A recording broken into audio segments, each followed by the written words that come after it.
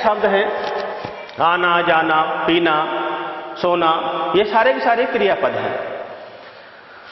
तो देखिए, क्रिया का दूसरे शब्दों में कहें तो संस्कृत विषय में जो धातु होती है, उस धातु से हिंदी में क्रिया का निर्माण होता है।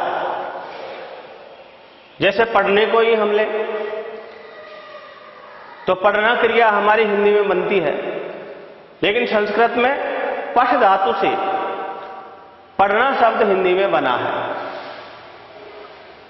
पठ के हमने ना प्रत्यय जोड़ करके और पढ़ना बनाया है।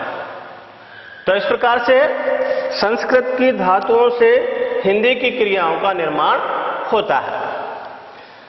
अब हम जानेंगे कि क्रिया कितने प्रकार की होती हैं।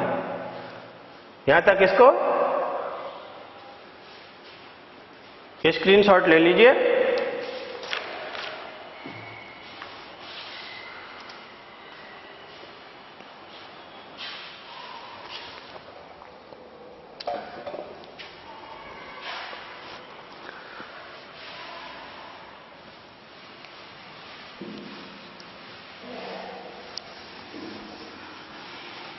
अब देखिए,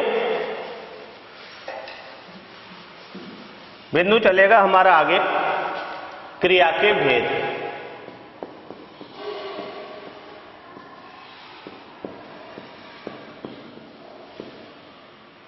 क्रिया के भेद।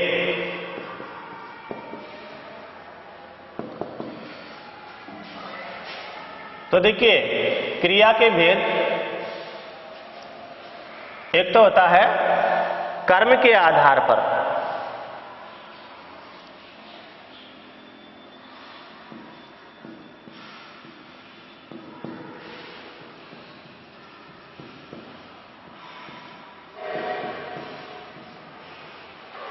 ये तो पहला भेद है।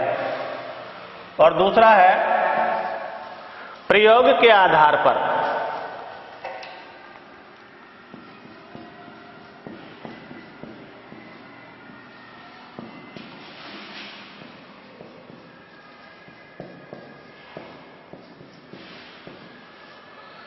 तो क्रिया के कितने भेद हुए?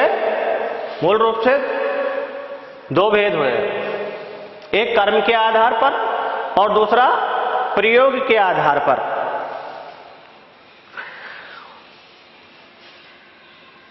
और एक इसका तीसरा भेद और माना जाता है,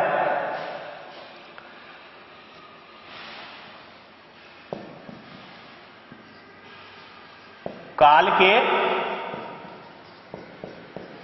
आधार पर। तो इस प्रकार से इसके तीन भेद अब माने गए हैं। अन्यथा मूल रूप से दो ही भेद इसके पढ़ाए जाते हैं, और आपको पद परिचय में तो इसके एक ही भेद को जानने की आवश्यकता ज्यादा होगी, लेकिन हम धीरे धीरे तीनों ही भेदों के बारे में इसमें जानेंगे और सीखने का प्रयास करेंगे कि प्रयोग के आधार पर भी इसके क्रिया के कितने भेद होते हैं और काल के आधार पर कितने होते हैं। अब इसका पहला भेद हम लेकर के चलेंगे कर्म के आधार पर।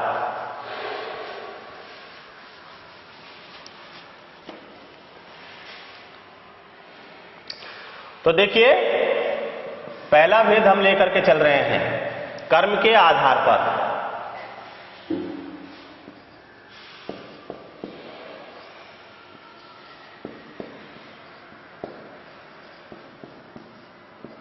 कर्म के आधार पर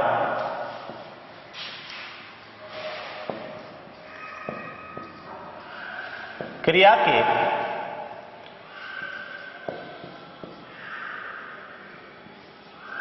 दो भेद होते हैं।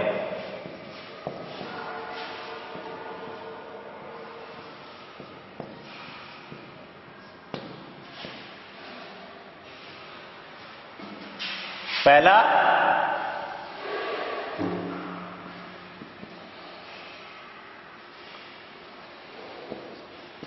सकर्मक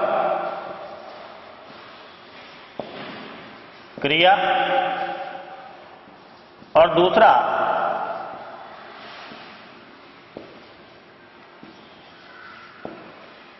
अकर्मक क्रिया। तो कर्म के आधार पर क्रिया के कितने भेद हुए? 2। कर्म के आधार पर क्रिया के 2 भेद होते हैं। पहला भेद सकर्मक क्रिया, 2 मिनट, और दूसरा भेद अकर्मक क्रिया। अब इसमें से पहला जो भेद है हमारा, तो इतने रहने नहीं, ज्यादा हो जाएगा पीछे। सकर्मक क्रिया को हम लेकर के चलते हैं।